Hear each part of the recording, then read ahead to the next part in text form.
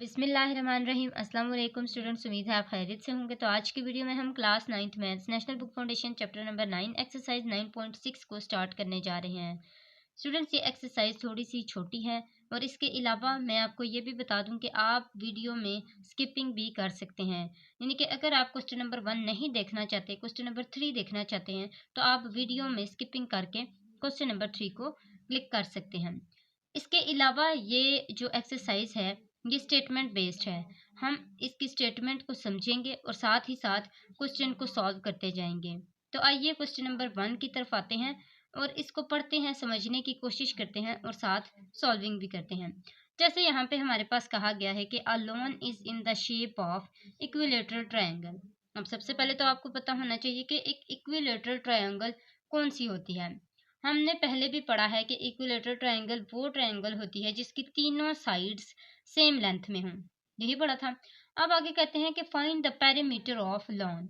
आपने क्या करना है, पेरीमीटर फाइंड करना है। ये हम स्टार्ट से पढ़ते आ रहे हैं। जब हम स्टार्ट में ज्योमेट्री हमने पढ़ी थी, 6-7 क्लास में पढ़ी थी, 5 क्लास में पढ़ी थी, तो हमने पेरीमीटर को डिस्कस पहले भी किया हुआ है। अब यहाँ पे हमने देखना है कि पेरीमीटर को किस तरह फाइंड किया जाता है। अगर लेंथ ऑफ वन साइड, अगर एक साइड की लेंथ 5 मीटर हो। अब मैंने जैसा कि आपको बताया है कि इक्विलेटरल ट्रायंगल वो ट्रायंगल होती है जिसकी तीनों साइड सेम लेंथ रखती हैं। अब हमें अगर एक साइड की लेंथ बता दी गई है कि वो 5 मीटर है, तो इसका मतलब है तीनों साइड्स 5 मीटर के इक्वल हैं। Also find the cost of boundary wall of lawn.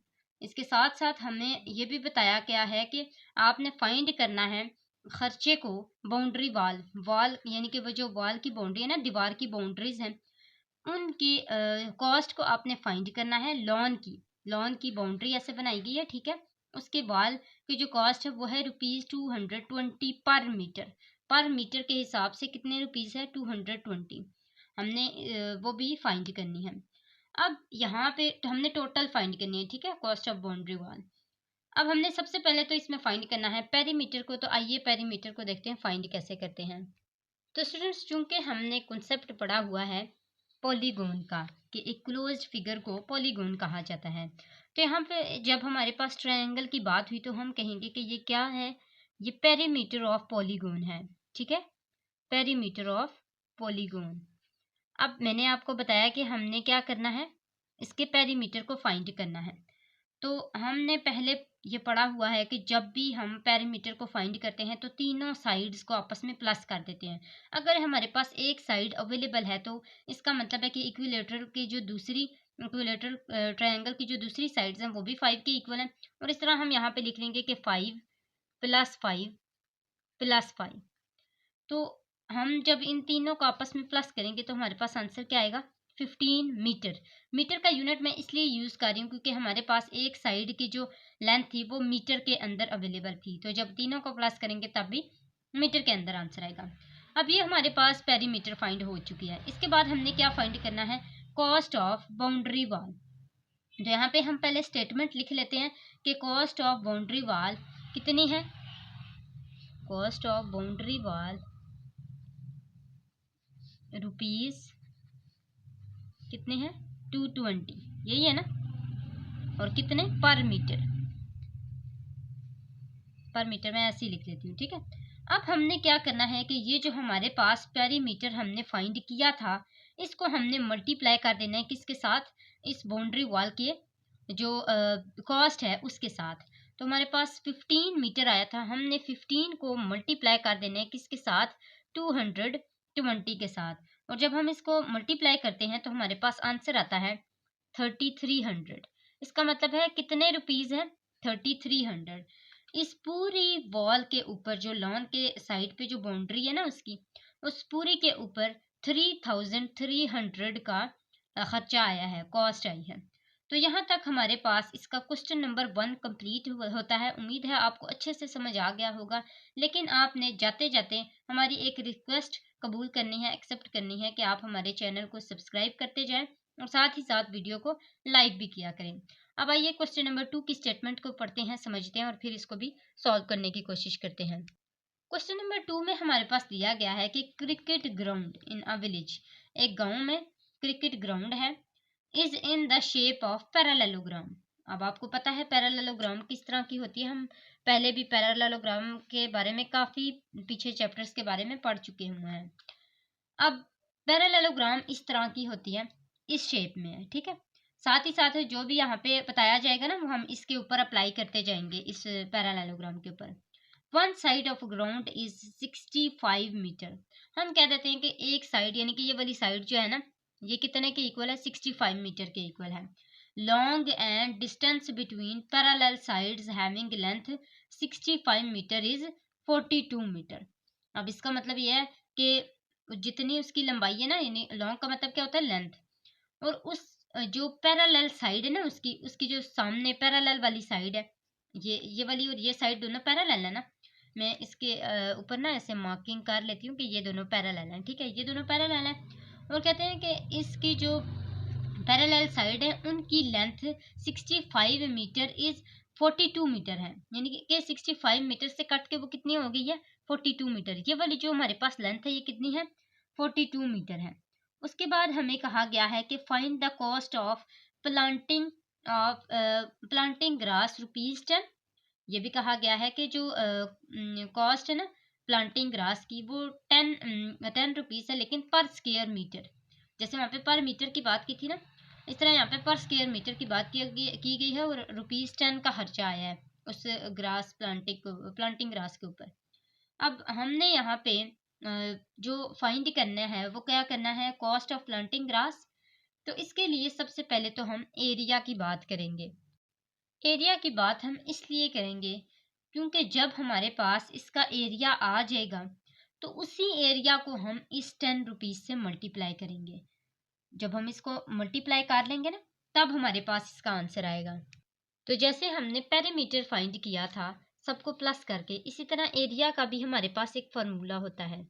Area का फार्मूला क्या होता है, हाइट मल्टीप्लाई बाय ब्रेड्थ, यानी कि चौड़ाई और उसकी हाइट यानी कि लंबाई को, लेंथ मल्टीप्लाई बाय विड्थ जिसको आप कहते हैं, उन दोनों को आपने आपस में मल्टीप्लाई कर लेना है। अब इसमें हमारे पास ये इसकी चौड़ाई दी गई है, ये इसकी ब्रेड्थ है, ये इसकी विड्थ है। तो आपको मैं एक दफ़ा यहाँ पे ना विड्थ मल्टीप्लाई बाय लेंथ ये भी लिख लेती हूँ। विड्थ हमारे पास इसकी 65 मीटर है, और जो हमारे पास इसकी लेंथ है ना, यानी कि इसकी जो हाइट है वो 42 मीटर है। तो हम इन दोनों को आपस में क्या कर लेंगे, मल्टीप्लाई कर लेंगे। 65 को मल्टीप्लाई करेंगे 42 के साथ, और आंसर हमारे पास इसका क्या आएगा, 2730। और मीटर का क्या आएगा हमारे पास, स्क्वायर, क्योंकि इसके पास भी मीटर है, इसके पास भी मीटर है, मीटर को मीटर के साथ मल्टीप्लाई करेंगे तो आंसर क्या आएगा, मीटर का स्क्वायर। इसके बाद हमारे पास क्या है, कॉस्ट ऑफ प्लांटिंग ग्रास कितने हैं, ₹10। तो हमारे पास जो इसकी ₹10 है पर मीटर का स्क्वायर है, ठीक है। मैं इस तरह ऐसे ही लिख लेती हूँ, जिसको इस तरह लिखते हैं पर मीटर स्क्वायर। तो ये हमारे पास है, और इसको हमने कैसे फाइंड करना है, जैसे हमने वहाँ पे पेरीमीटर को मल्टीप्लाई किया था ना कॉस्ट से, इसी तरह हम यहाँ पे भी इस एरिया को मल्टीप्लाई करेंगे किसके साथ, कॉस्ट के साथ। कॉस्ट हमारे पास कितनी है, 10 है। जब हम इसको आपस में मल्टीप्लाई कर लेंगे तो हमारे पास क्या आंसर आएगा, हमारे पास आंसर आता है 27300। ये हमने कैलकुलेटर पे कैलकुलेट किया तो हमारा आंसर है 27300। अब इसका मतलब है कि कितने रुपीज़ हमारे पास टोटल इसके ऊपर लगे हैं, 27300 लगेंगे, कितने, 27300। तो ये हमारे पास जो है 27300, ठीक है। ये हमारे पास जो रुपीज़ है ना, ये हमारी इस पूरी जो प्लांटिंग ग्रास है ना, जितनी भी है पूरे पैरेललोग्राम की, उसके ऊपर लगेंगे। तो यहाँ तक क्वेश्चन नंबर 2 जो है वो हमारा कंप्लीट हो चुके हैं। मैं आपको एक दफ़ा ये पूरा दिखा देती हूँ, इसके बाद हम क्वेश्चन नंबर 3 की तरफ आएंगे। तो क्वेश्चन नंबर 3 में हमारे पास दिया गया है कि बेस ऑफ मीनार ऑफ अ मस्जिद is built in the shape of a regular pentagon. इसका मतलब है कि एक मीनार है, ठीक है, उसको तामीर किया गया है, और मीनार किस चीज़ की है, मस्जिद की मीनार है, ठीक है। अब उस मीनार को जब वहाँ पे तामीर किया गया तो उसकी जो शेप थी ना, वो एक रेगुलर पेंटागोन की तरह थी। किस तरह की थी, रेगुलर पेंटागोन। रेगुलर पेंटागोन कौन से होते हैं, हमने बेसिक कॉन्सेप्ट में ये पढ़ा हुआ है कि रेगुलर पेंटागन वो होती हैं जिनकी जो साइड्स होती हैं ना वो सारी इक्वल लेंथ में होती हैं। अब उसके बाद as shown in the figure, आपको शेप में भी उन्होंने दिखाया हुआ कि find the perimeter and area of base of मीनार। आपने क्या करना है, पेरीमीटर को भी फाइंड करना है और उसके एरिया को भी फाइंड करना है। तो सबसे पहले हम पेरीमीटर को फाइंड करते हैं। ये हमारे पास इसकी पेरीमीटर होगी। अब यहाँ पे आप देखें कि ये जो आपको शेप दी गई है ना, इसमें आपकी एक साइड किसके इक्वल है, 6 मीटर के इक्वल है। ये जो है ये हाफ है, ये याद रखें, ये हाफ है, ये 3 मीटर है। अब अगर ये पूरी की बात की जाए तो ये कितनी होगी, 6 मीटर होगी। और इसकी कितनी साइड्स हैं अगर हम देखें तो इसकी 5 साइड्स हैं। कितनी साइड्स हैं, 5 साइड्स हैं। तो इसका मतलब है कि हम 5 टाइम जो है वो 6 को आपस में प्लस करेंगे। तो हम इस तरह लिख लेंगे 6+6+6+6+6। अगर आप ये वाला तरीका नहीं करना चाहते तो आप इस तरह भी कर सकते हैं, डायरेक्ट 5 को मल्टीप्लाई कर लें 6 से। तो अगर ये करना चाहते हैं तो ना में से कोई एक कर लें, ठीक है। यहाँ पे मैं और लिख लेती हूँ, कोई सा भी आप एक तरीका कर लें इसमें से। आंसर आपका दोनों का सेम ही आएगा। और इसका आंसर क्या आता है, 30 मीटर। इसी तरह इसका भी आंसर क्या आएगा, 30 मीटर। मीटर मैंने क्यों लगाया, क्योंकि यहाँ पे मेरे पास मीटर में ही दिया गया था। अब हमने फाइंड करना है इसका एरिया। तो एरिया को फाइंड करते हैं। यहाँ पे लिखते हैं कि एरिया ऑफ पॉलीगोन। अब एरिया के लिए सबसे पहले तो हमें जो पॉलीगोन है ना, इसके एरिया का फॉर्मूला चाहिए, ऐसे ही है। तो फॉर्मूला जब हम लिखेंगे तो हमें समझ आएगा कि हमने इसके अंदर किस चीज़ की पुटिंग करनी है। तो किसी भी एरिया को फाइंड करने के लिए, पॉलीगोन के एरिया को फाइंड करने के लिए आपके पास फॉर्मूला होता है 1/2 multiply by perimeter multiply by apothem. जैसे कि यहाँ पे इन्होंने ए भी लिखा है। अब एमोथम क्या होता है, सबसे पहले आपको इसका समझना ज़रूरी है, क्योंकि सबसे ज़्यादा जो मेन रोल होता है ना एरिया ऑफ पॉलीगोन में, वो एमोथम का ही होता है। तो वो आप यहाँ पे डायग्राम में देख सकते हैं कि जो पॉलीगोन होता है ना, उसका जो मिड वाला पॉइंट होता है ना, सेंटर जो होता है उसका, जैसे ये यहाँ पे सेंटर है। मेरे से तो डायग्राम में ठीक नहीं बना, लेकिन आपकी बुक में ये प्रॉपर यहाँ पे दिया होगा, मिड में दिया होगा। अब जहाँ पे ये दिया गया ना, उसकी एक साइड पे परपेंडिकुलर ड्रॉ हो, जैसे यहाँ पे आपको दिखाई दे रहा है, और इसको ए का नाम भी दिया गया है। तो इसको कहते हैं एमोथम। तो इस डायग्राम को देखते हुए हमने ए को फाइंड करना है, एमोथम को फाइंड करना है। इसके लिए सबसे पहले हम यहाँ पे एक ट्रायंगल कंस्ट्रक्ट कर लेते हैं। ये हमारे पास ए है, ये 3 मीटर है और ये 5 मीटर है। अब जब हमने इसको फाइंड करना है, इस परपेंडिकुलर को फाइंड करना है, तो हम किसका फॉर्मूला यूज़ करते हैं। अगर आप रिकॉल करें तो आप याद करेंगे कि आपने जो पिथागोरस थ्योरम पढ़ा था, उसके अंदर आपने पढ़ा था H square is equal to P square plus B square, पढ़ा था ना। अब इसमें यहाँ पे देखें बेस क्या है आपके पास, तो बेस आपके पास है 3, आपने 3 का स्क्वायर ले लेना है। परपेंडिकुलर यानी कि जो ए है, आप इधर ए भी इसको इसके अंदर पुट कर सकते हैं। एच स्क्वायर यानी कि आपके पास 5 है, तो आपने इसका स्क्वायर ले लेना है। अब 5 time 25 is equal to A square plus 3 time 9। 25 में से 9 को माइनस कर देना है, तो यहाँ पे आपके पास ए स्क्वायर बच जाएगा। 25 में से जब आप 9 माइनस करेंगे तो आपके पास आंसर क्या आएगा, 16। तो मैं यहाँ पे लिख लेती हूँ कि 16 is equal to A square. अब हमने जब भी स्क्वायर हटाना हो तो हम क्या ले लेते हैं, स्क्वायर रूट। स्क्वायर रूट से कैंसिल हो गया, और स्क्वायर रूट 16 किसके इक्वल होता है, 4 के। तो मेरे पास ए का जो आंसर है वो क्या आया है, 4 आंसर है। अब ये जो ए हमारे पास 4 आया है ना, हम सेम इस एरिया ऑफ पॉलीगोन वाले फार्मूले के अंदर पुट करेंगे। पेरीमीटर हमारे पास पहले ही आ गया था, जो क्या था, जो कि था 30।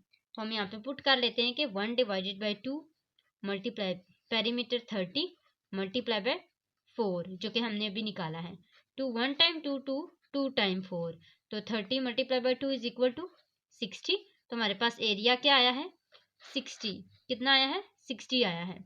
तो ये हमारे पास जो है इसका एरिया का आंसर आ चुका है। और इसके साथ अगर हम यूनिट को देखें तो हम किस यूनिट को लगाएंगे, मीटर स्क्वायर को। यहाँ तक क्वेश्चन नंबर 3 कंप्लीट होता है। क्वेश्चन नंबर 4 की तरफ आते हैं। तो क्वेश्चन नंबर 4 को भी पहले पढ़ लेते हैं कि a plot in the shaping area is in the shape of regular hexagon. अब इसमें हमारे पास हेक्सागोन की बात की गई है। जब हम अपने बेसिक कॉन्सेप्ट्स पढ़ रहे थे तो हमने वहाँ पे पढ़ा था कि हमारे जो हेक्सागोन होता है वो 6 साइड्स वाली एक बंद शेप होती है, एक क्लोज्ड फिगर होती है।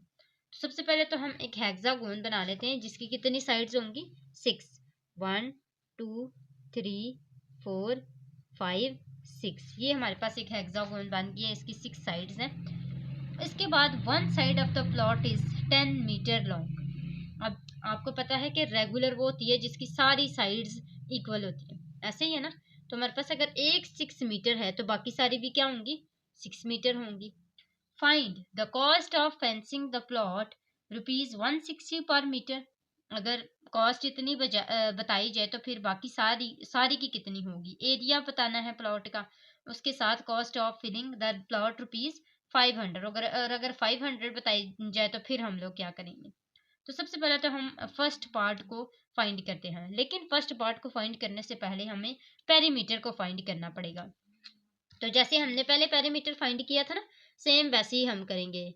पेरीमीटर पेरीमीटर हमारे पास क्या है, यहाँ पे हमारे पास 6 मीटर का है और यहाँ पे साइड सारी कितनी, सॉरी 10 मीटर है और साइड सारी कितनी है, 6 साइड्स हैं। तो हम इसका मतलब है कि 6 को मल्टीप्लाई करेंगे किसके साथ, 10 के साथ, और ये हमारे पास आंसर आ जाएगा 60 मीटर।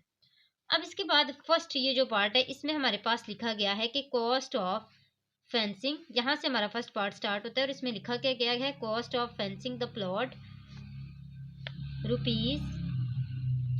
प्लॉट ₹160 पर मीटर, ऐसे ही है। अब इसके बाद हमारे पास जो इसका आगे से हमने करना है वो क्या है कि हमने सेम वैसे ही पेरीमीटर को मल्टीप्लाई करना है 160 के साथ, यहाँ पे स्क्वायर है। अब हम 60 को क्या करेंगे, मल्टीप्लाई करेंगे किसके साथ, 160 के साथ। और जब इन दोनों को आपस में मल्टीप्लाई करेंगे तो आंसर क्या आएगा, 9600। इसका मतलब है कितने रुपीज आए हैं हमारे पास, 9600 रुपीज आए हैं। इसके बाद आता है हमारे पास एरिया ऑफ हेक्सागोन। तो इसका जो सेकंड पार्ट है वो क्या है, एरिया ऑफ हेक्सागोन। हमें पता है हेक्सागोन क्या होता है, हमने अभी डिस्कस किया कि जिसकी 6 साइड्स होती हैं उसको क्या कहते हैं, हेक्सागोन कहते हैं। तो स्टूडेंट्स जैसे हमने एक पॉलीगोन के लिए एरिया जब फाइंड किया था तो हमने फार्मूला यूज़ किया था, सेम आपने हेक्सागोन के लिए भी एक फार्मूला याद रख लेना। और फार्मूला क्या है कि 3√3/2। अगर आप इस प्रोसेस को फाइंड करने लग जाए ना तो फिर ये काफ़ी लंबा हो जाएगा, ठीक है। तो आप कोशिश करें कि इसको याद कर लें। तो हेक्सागोन का जो हमारे पास एरिया का फॉर्मूला है वो है 3√3/2 मल्टीप्लाई लेंथ आपको पता है कितनी है, 10 है ना। हम यहाँ पे 10 लिख लेते हैं, मल्टीप्लाई बाय 3√3/2। अब 2 1 टाइम 2 2, 5 टाइम 10, 10 5 टाइम 50 आ जाएगा यहाँ पे, 50 मल्टीप्लाई बाय 3√3। अब इन दोनों को हमने मजीद क्या करना है, मल्टीप्लाई कर लेना है। तो हमारे पास इन दोनों को मल्टीप्लाई करके जो आंसर आएगा वो क्या आएगा, 2.5980। ये हमारे पास इसका आंसर आता है। तो आप इस तरह भी लिख लें, बेटर है। आप अगर राउंडिंग ऑफ नहीं ना करते, राउंड ऑफ इसको नहीं करते, तब भी बेटर है, आपको ये नहीं कहा जाएगा कि आपका आंसर गलत है। तो ये हमारे पास जो है इसका एरिया आ चुका है 2.5980। तो यहाँ तक जो है वो हो चुका है। अब इसके बाद हमारे पास एक जो लास्ट इसका मेथड है वो क्या है कि हमने इसको जब मज़ीद मल्टीप्लाई किया ना 50 के साथ तो हमारे पास आंसर है 259.81। तो ये हमारा जो है वो इसका, आप ऐसे ना करें बल्कि ऐसे करें, आप डायरेक्ट भी कर सकते हैं। मतलब अगर आप इस तरह करते हैं ना 3√3 मल्टीप्लाई बाय 50 तो आपका ये आंसर आ जाएगा, ठीक है। तो यहाँ तक हमारे पास क्वेश्चन नंबर 4 का जो सेकंड पार्ट है वो भी कंप्लीट होता है। इसके बाद आता है हमारे पास इसका थर्ड पार्ट के the cost of filling the plot ₹500। अब इसके लिए हमने क्या करना है, हमने जो आंसर निकाला था ना एरिया का उसी को लेके चलना है। हमें यहाँ पे कितने रुपीस का कहा गया है, 500 का। तो हम यहाँ पे ही लिख लेते हैं कि हमने कॉस्ट ऑफ फिलिंग, ये आपने सारा यहाँ पे लिख लेना है। और रुपीस कितने हैं, 500। आपने 500 को मल्टीप्लाई करना है, ये जो आंसर आया था ना इसी के साथ, 259.81 के साथ। तो अब जब इन दोनों का आप आपस में मल्टीप्लाई करेंगे तो आपका आंसर आएगा 12 कैलकुलेटर में आपने कैलकुलेट करना है 12.9905। तो आपका आंसर क्या है, 12.9905 और ये हैं क्या, रुपीज़ हैं। तो ये हमारे पास जो इसके 3 पार्ट्स हैं वो कंप्लीट हो चुके हैं। अब आते हैं क्वेश्चन नंबर 5 की तरफ। क्वेश्चन नंबर 5 में हमें कहा गया है कि a room is in the shape of square, एक रूम है जो कि स्क्वायर की शेप में है। Perimeter having perimeter of 48, perimeter हमें पहले से ही बता दिया गया, हम यहाँ पे लिख लेते हैं perimeter is equal to 48 feet. उसके बाद हमें कहा गया कि find the cost of carpeting the floor, हमारे पास जो कॉस्ट है ना कारपेटिंग कारपेट की उस फर्श के ऊपर, वो है 350 पर मीटर स्क्वायर। तो इसके बाद हमने इसको फाइंड करना है। फिर हमारे पास इनर एरिया हर वॉल का जो है वो अगर 10 फीट है हाई तो फिर वो कितना होगा। उसके बाद the cost of painting inner sides of the room, painting का बताया गया है और वो कितना बताया है 100 पर मीटर स्क्वायर। तो सबसे पहले इसका फर्स्ट पार्ट हम फाइंड करेंगे। तो फर्स्ट पार्ट को फाइंड करने के लिए आपको पता है कि एरिया ऑफ स्क्वायर किसके इक्वल होता है, लेंथ मल्टीप्लाई बाय लेंथ के। अब हमें नहीं पता कि इसकी लेंथ कितनी है, तो हमने लेंथ को फाइंड करना है। पहले लेंथ को कैसे फाइंड किया जाता है, पेरीमीटर से, तो ये तो हमें पहले सीखना पड़ेगा। इसके लिए हम क्या करते हैं कि अगर हमें पेरीमीटर दिया हो तो लेंथ फाइंड करनी हो तो हम उसको डिवाइड कर लेते हैं 4 से। 4 से क्यों करते हैं, क्योंकि स्क्वायर की कितनी साइड्स होती हैं, 4 साइड्स होती हैं। अब जब इन दोनों को आपस में डिवाइड किया तो हमारे पास आंसर आया 12 फीट, यानी कि 12 हमारे पास क्या आ चुकी है, लेंथ ऑफ स्क्वायर आ चुकी है। तो हम यहाँ पे मल्टीप्लाई कर लेंगे 12 को 12 के साथ, हमारे पास आंसर आएगा 144 फीट। यही आया, ये एरिया ऑफ स्क्वायर आ गया। उसके बाद हमारे पास टोटल जो इसकी कॉस्ट है ना, जो कॉस्ट यहाँ पे बताई गई थी 350, हमने उसको लेके चलना है। तो यहाँ पे मैं पहला पार्ट लिख लेती हूँ, बाकी आपने वही लिखना है, कॉस्ट ऑफ कारपेटिंग, ठीक है। यहाँ पे लिख के एंड पे आपने क्या करना है 350 के साथ मल्टीप्लाई कर लेना है किसको, 144 को, जो एरिया आपने निकाला था उसके साथ। अब जब हम इन दोनों को आपस में मल्टीप्लाई करेंगे तो देखेंगे हमारे पास क्या आंसर आता है। तो हमारे पास आंसर आता है 50,400, यानी कि 50,400, और ये है क्या, रुपीज़ है। तो ये हमारे पास इसका फर्स्ट पार्ट हुआ। सेकंड पार्ट को लेके चलते हैं जहाँ पे हमें कहा गया लेंथ का। तो लेंथ हमारे पास कितनी है, 12 है, ऐसे ही है। 12 हमें बताई गई थी ना, अगर inner area of each wall if room is 10 feet high, यानी कि जो इसकी लेंथ है वो कितनी है, 12 है। तो जाहिरी सी बात है यहाँ पे स्क्वायर की बात हो रही है, जितनी उसकी लेंथ होगी उतनी विड्थ होगी। तो हम यहाँ पे कह लेंगे कि लेंथ अगर 12 है तो फिर विड्थ भी 12 ही होगी। और हमने ऐसा क्यों किया, हमने लेंथ और विड्थ को क्यों लाया, क्योंकि हमें इनर एरिया की बात करनी है, इनर एरिया की, ठीक है। जो एरिया हर वॉल के ना उसकी बात करनी है, इनर एरिया ऑफ या फिर एरिया ऑफ ईच वॉल, ठीक है। इस तरह आप लिख लें, दोनों आप लिख सकते हैं। तो इन दोनों में से एक लिख के आपने इक्वल डाल के क्या करना है, लेंथ को मल्टीप्लाई करना है विड्थ के साथ। तो ये आपका आंसर आ जाएगा किसका, एरिया का। लेंथ हमारे पास कितनी है, 12 है, मल्टीप्लाई बाय विड्थ हमारे पास कितनी है। आप यहाँ पे जो लेंथ है अगर वो हमारे पास 12 है तो विड्थ को हम देखेंगे, विड्थ हमारे पास कितनी होगी, सॉरी 10 होगी, क्योंकि 10 यहाँ पे देखिए हमारे पास यहाँ पे 10 दी गई थी ना, 10 फीट हाई, तो वो आपने यहाँ पे लिख लेनी है। अब इसके बाद हमने 12 के साथ मल्टीप्लाई करना है किसको, 10 के साथ। याद रहे लेंथ हमारे पास 12 है और विड्थ हमारे पास 10 है। ये लेंथ जो है ये यहाँ से आई है 12, और जो विड्थ है वो आपके पास सेकेंड पार्ट में दी गई है। अब हम दोनों को आपस में क्या कर लेंगे, मल्टीप्लाई करेंगे। तो जब 12 को 10 के साथ मल्टीप्लाई करेंगे आंसर हमारा क्या आएगा, 120 मीटर का स्क्वायर। तो ये हमारा इसका एरिया आया। अब इसका जो लास्ट पार्ट है, the cost of painting inner sides of the room, तो इसके लिए हमें पता है कि हमारी जो वॉल्स हैं वो कितनी है, 4 है, ऐसे ही है। तो हम एरिया ऑफ 4 वॉल्स यहाँ पे लिख लेंगे, क्या लिखेंगे, एरिया ऑफ 4 वॉल्स, और वो किसके इक्वल हो जाएंगी, वो हमारे पास हो जाएंगी 120। ये जो हमारे पास एरिया आया था ना उसको हमने मल्टीप्लाई कर लेना है किसके साथ, 4 के साथ, क्योंकि 4 साइड्स की बात हो रही है। तो एरिया हमारे पास क्या आ जाएगा, 480 मीटर का स्क्वायर। तो ये हमारे पास जो है वो थर्ड पार्ट का आंसर आ चुका है। इसके बाद आते हैं हम नेक्स्ट क्वेश्चन की तरफ, क्वेश्चन नंबर 6 की तरफ। तो यहाँ पे एक पॉइंट था कि cost of painting inner sides of the room, तो वो 100 का हमें बताया गया था। तो वो जो हमारे पास अभी आंसर है ना 480 का, इसी को हमने यहाँ पे कॉस्ट लिख के ना, जो हमारे पास लास्ट इसका पार्ट है कॉस्ट ऑफ, जो भी लिखा है कि पेंटिंग इनर, उसको हमने मल्टीप्लाई कर लेना है किसके साथ, 100 रुपीज़ है ना, 100 को हमने मल्टीप्लाई कर लेना है 480 के साथ। तो हमारे पास आंसर आएगा 4800 मीटर का स्क्वायर। तो ये हमारे पास जो है इसका आंसर आ चुका है। अब हम क्वेश्चन नंबर 6 की तरफ मूव करते हैं। क्वेश्चन नंबर 6 में हमें कहा गया है कि a tile is in the shape of regular hexagon. हमने हेक्सागोन की अभी भी बात की थी कि जिसकी क्या होती है, 6 साइड्स होती हैं। Each side of the tile is 1 foot long, यानी कि हर जो उसकी जो लेंथ है ना वो क्या है, 1 है। जैसे ये भी 1 हो गई, इस तरह ये भी 1 है, ये भी 1 है, सारी क्या है 1 1 है। Find the perimeter of 4 tiles. हमने फाइंड करना है किसको, 4 टाइल्स को फाइंड करना है। हमें पता है कि हर एक टाइल की हर साइड कितने किसके इक्वल है, 1 के इक्वल है, 1 मीटर के इक्वल है। Find the perimeter of 4 tiles joint together as shown in the figure. जैसा कि हमें फिगर में दिखाया गया है।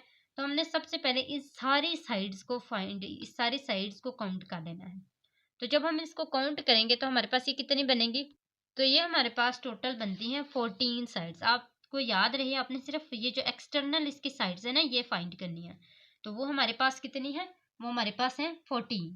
तो हम यहाँ पे क्या लिख लेंगे कि हमारे पास कितनी है, नंबर ऑफ साइड्स 14 है। Number of sides is equal to 14। और हर एक साइड की लेंथ कितनी है, लेंथ ऑफ ईच साइड, हर की जो साइड है वो कितनी है, 1 फीट, यही बताया गया था हमें। अब हमने फाइंड करना है पेरीमीटर को। तो पेरीमीटर जो है वो हम पहले भी फाइंड करना सीख चुके हुए हैं। पेरीमीटर इज इक्वल टू कितनी, हम सबको अगर 1 1 प्लस लिखेंगे तो वो ज़्यादा डिफिकल्ट हो जाएगा। हमें पता है कि 14 साइड्स हैं, तो हम 1 को मल्टीप्लाई कर लेंगे किसके साथ, 14 के साथ। तो ये हमारे पास कितनी हो जाएंगी, 14 फीट की ये इसका जो पेरीमीटर है वो आ जाएगा। स्टूडेंट्स, यहाँ तक आज की हमारी कंप्लीट वीडियो थी। हमारी 9.6 जो है वो कंप्लीट हो चुकी है। इंशाल्लाह नेक्स्ट वीडियो में हम मिसलेनियस एक्सरसाइज चैप्टर नंबर 9 की करेंगे। तो आज के लिए बस इतना ही था। जाते जाते आपने हमारे चैनल को ज़रूर सब्सक्राइब करके जाना है। अगली वीडियो तक के लिए अल्लाह हाफिज़।